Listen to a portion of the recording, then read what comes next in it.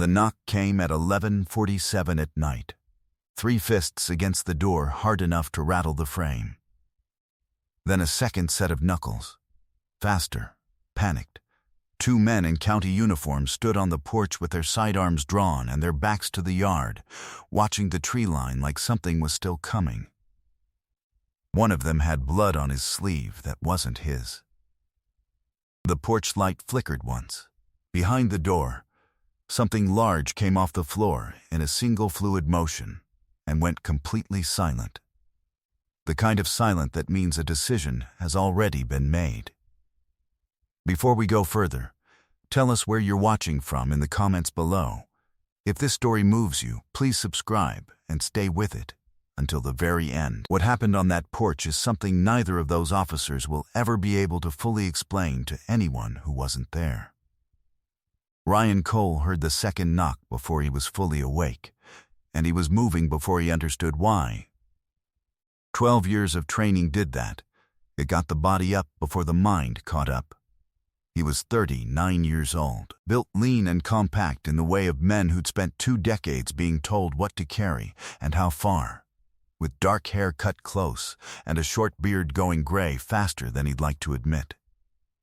His eyes were a flat, pale hazel that people tended to look away from first, not because they were unkind, but because they didn't blink when other people's did. He'd spent 8 years as a Navy SEAL attached to Naval Special Warfare Group 3, with deployments to Ramadi, to a stretch of the Syrian border he still wasn't supposed to name specifically, and to a mountain valley in Kunar province that showed up in his sleep more than he told anyone. A round from a Dragunov had taken part of his left calf in 2019. The Navy had given him a medical retirement, a cane he no longer used, and 11 months of silence before he'd bought 40 acres outside Kalispell, Montana, and started building fence lines by hand, because his hands needed something to do that wasn't waiting. He moved through the house without turning on a light. The way he moved through everything. Not fast, just complete. He was not a man who reacted. He was a man who had already finished reacting, years ago, and now simply acted. Bishop was already at the door. Bishop was a 6-year-old German shepherd, 91 pounds of dense black and tan muscle, with a coat that darkened almost to charcoal along his spine and a left ear notched clean through from a piece of shrapnel outside Monby in 2018. He'd been bred and trained as a multi-purpose canine before Ryan spent 5 months fighting Navy bureaucracy to adopt him out of the program when Bishop's handler was killed in a vehicle accident stateside. Bishop had never fully transferred his loyalty to anyone else in 2 years. He had transferred it to Ryan in about 6 hours. He stood at the door now with his weight low and forward, ears up, not barking. Bishop almost never barked, just watching the door with the stillness of an animal who had heard exactly 2 heartbeats on the other side and was already calculating what they meant. Ryan looked through the side window before he opened anything. 2 men, county sheriff's uniforms, Flathead County patches visible under the porch light. Guns drawn but held low, not raised. Defensive posture, not aggressive. One of them kept glancing back over his shoulder at the dark tree line along the property's eastern edge, like he expected something to come out of it. Ryan opened the door with the chain still on, 6 inches of gap. Bishop pressed against his leg. "We need help," the older one said. His name tag read Voss. He was maybe 50, gray at the temples, breathing hard enough that his words came out uneven. "Our radios are dead. Both of them. All at once. We were doing a welfare check up the ridge and he stopped. There's someone up there. Someone who shouldn't be. We need a phone that works and we need it now." The younger officer, Delgado, hadn't taken his eyes off the tree line the whole time. His sleeve was dark and wet from shoulder to elbow. "He got Marty," Delgado said, voice tight. "Officer Reyes, he's still up there. We couldn't." There were 3 of them, and Marty went down, and we didn't have a choice, we had to. He stopped himself before finishing the sentence he clearly didn't want to say out loud. Ryan unhooked the chain and stepped back to let them in. He had already clocked the blood, the dead radios, the fact that 2 armed sheriff's deputies had run half a mile through the dark to a stranger's porch rather than back to their own vehicle. Something had gone very wrong, and it had gone wrong in a way that made experienced men afraid to go back the way they'd come. The house sat on a rise above the Flathead Valley floor, 40 acres of pine and open pasture that Ryan had spent 2 years turning back into something worth calling a home. Wind moved through the tree line outside with a sound like something breathing. The temperature had dropped into the 20s after sundown, the kind of cold that made every exposed patch of skin ache within minutes, and the porch boards were slick with a thin skin of frost that hadn't fully melted from the afternoon sun. Somewhere out past the fence line, an owl called once and went quiet. And the quiet that followed it had a different quality than ordinary quiet, the kind that makes a trained ear sit up. Ryan gave Voss his cell phone. His own hands moved to the gun safe in the hall closet without needing to think about the sequence. He'd done it enough times in his head over the past 3 years that his fingers knew the combination better than his conscious mind did. "Start from the beginning," Ryan said. "Slow. What's up on that ridge?" Voss's hands were shaking as he dialed dispatch on Ryan's phone, the call ringing through to a landline relay because cell service on this stretch of ridge was spotty at best. 3 men, he said while he waited for it to connect. "Not locals. We got flagged about an abandoned vehicle a half-mile up the fire road. Ran the plates. They came back stolen out of Missoula 3 weeks ago. We went up to look, and there was a 4th guy already dead in the truck bed. Looked like he'd been there a day, maybe 2. When we called it in, that's when the radios died. All at once. Both of them. Like something jammed the frequency. They didn't act like men hiding from a body in a truck," Delgado said. He was younger, maybe 26, and he was working hard to keep his voice level. They acted like men waiting for someone. Something had already gone still in Ryan's chest. The particular stillness that used to come right before a briefing turned into an op. He didn't say what he was thinking. He didn't need to yet. Bishop had walked to the front window during the conversation and had not moved from it since. He stood with his head low, hackles raised in a visible line down his spine, staring out into a section of darkness past the fence that held nothing visible to human eyes. He wasn't growling. He was doing something Ryan had only seen him do twice before, both times downrange. A silence so total and so focused that it read louder than any bark could have. Ryan followed the dog's sightline. There was nothing out there that he could see. That didn't mean there was nothing out there. "How many men do you actually know are up on that ridge?" Ryan said. 3 that we saw, Voss said. Reyes went down before we broke off. We don't know if he's alive. You left him. We didn't have a choice. We had 3 guns on us and one of ours already. I'm not judging the call, Ryan said, and he meant it. Flat and without heat. I'm asking so I know what I'm walking into. Ryan hadn't spoken to another human being in 11 days before that knock.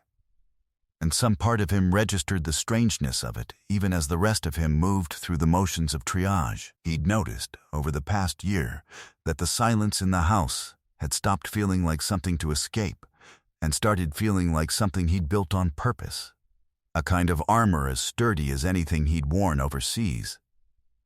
He hadn't decided yet whether that was recovery or just a different kind of hiding. Tonight wasn't the night to work that out. Tonight there was a man bleeding on a ridge and 2 officers who'd run to the one lit porch on a dark road because something in them, Some animal instinct older than training had told them this was the house where help lived. Delgado kept glancing at the rifle rack visible through the open hall closet, then at Ryan's forearms, then back at the door, the way a man does when pieces are assembling themselves faster than he wants them to. "You've done this before," he said quietly. It wasn't really a question. "Long time ago," Ryan said, which was true and also not the whole truth, and he didn't elaborate. Voss's call finally connected.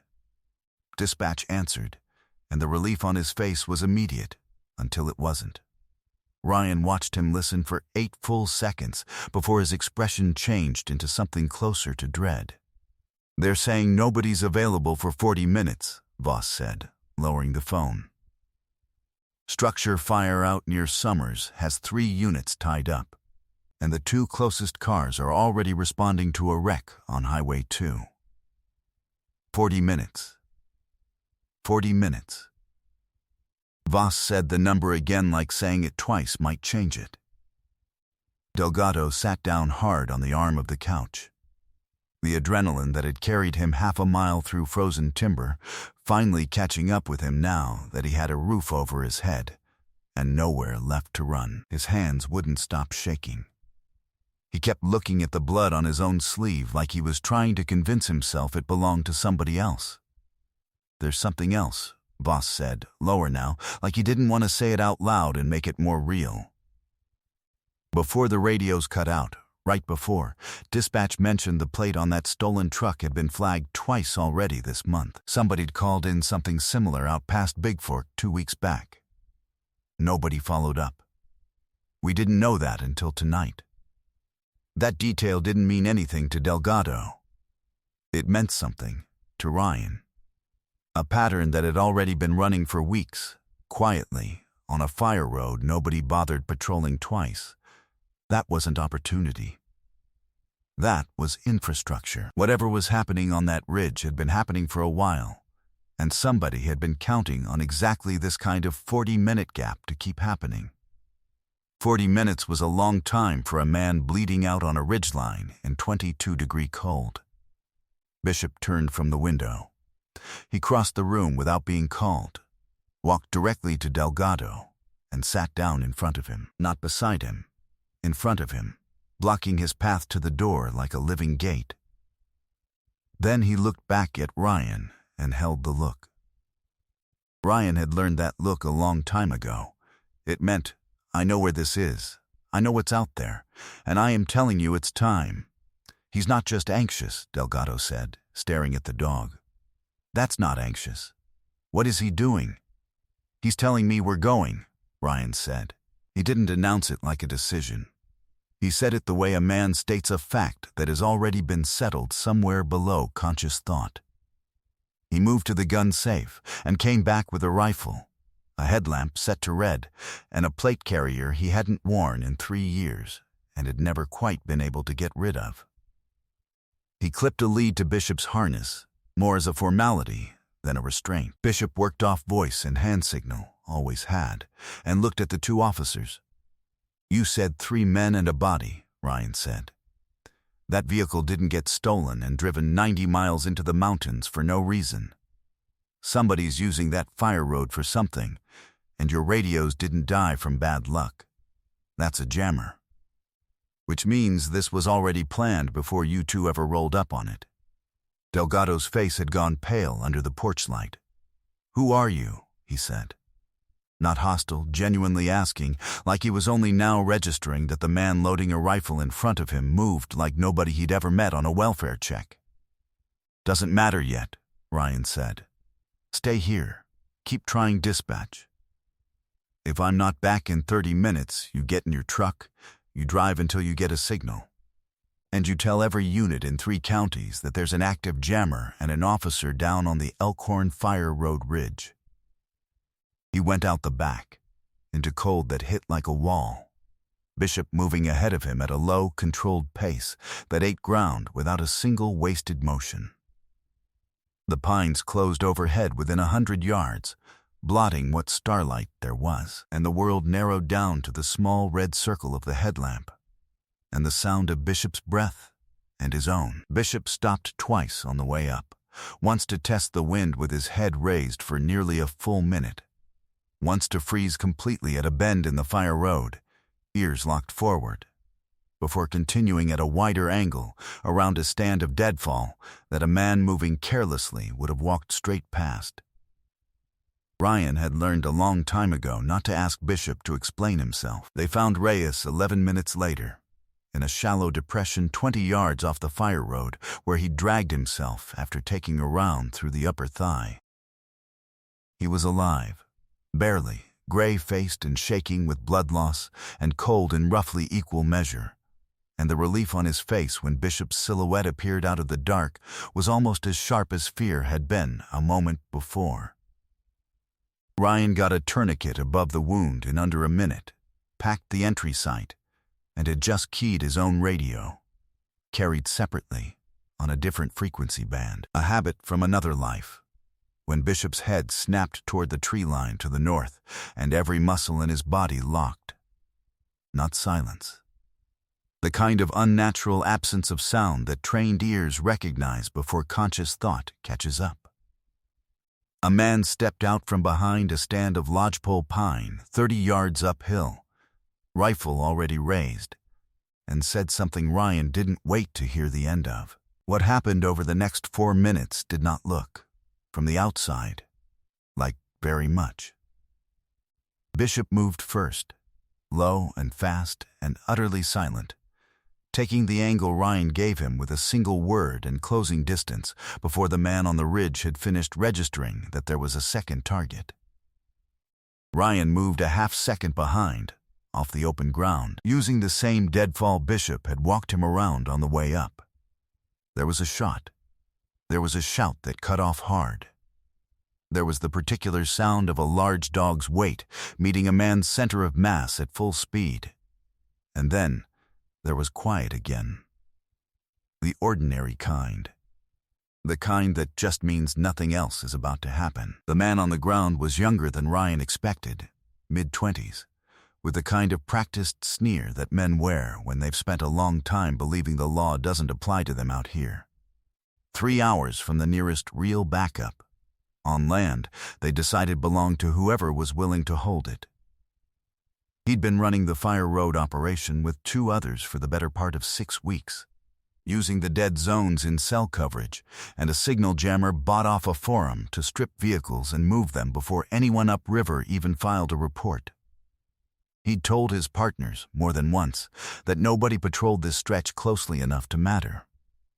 He said something to that effect again now, from the ground, with considerably less conviction than he'd clearly intended. "You don't know who you're dealing with," he said, the words coming out thinner than he meant them to. "I know exactly who I'm dealing with," Ryan said. His voice didn't rise. It never did. Man who jams a police radio and shoots at a wounded deputy isn't operating on courage. He's operating on the assumption nobody capable is close enough to answer. Tonight, that assumption was wrong. He didn't say anything else. He didn't need to. Bishop held position at the man's shoulder, weight forward, utterly unmoved by anything the man said or tried, and something in that stillness did more to end the conversation than any threat could have. By the time Voss and Delgado reached the ridge behind 2 arriving deputy units 40 minutes later, the fire had been contained sooner than expected, freeing a unit to respond. They found Ryan Cole kneeling beside Reyes with a second tourniquet already applied to a graze along his own forearm, and Bishop sitting rigid beside a man's zip tied at the wrists with the particular stillness of an animal still deciding whether the situation was actually over. The third man from the original report was found 40 yards further up, having fled the moment gunfire started and run directly into the arriving unit's headlights. It was Voss who finally asked the question that had been sitting unspoken since the porch. "Who exactly are you?"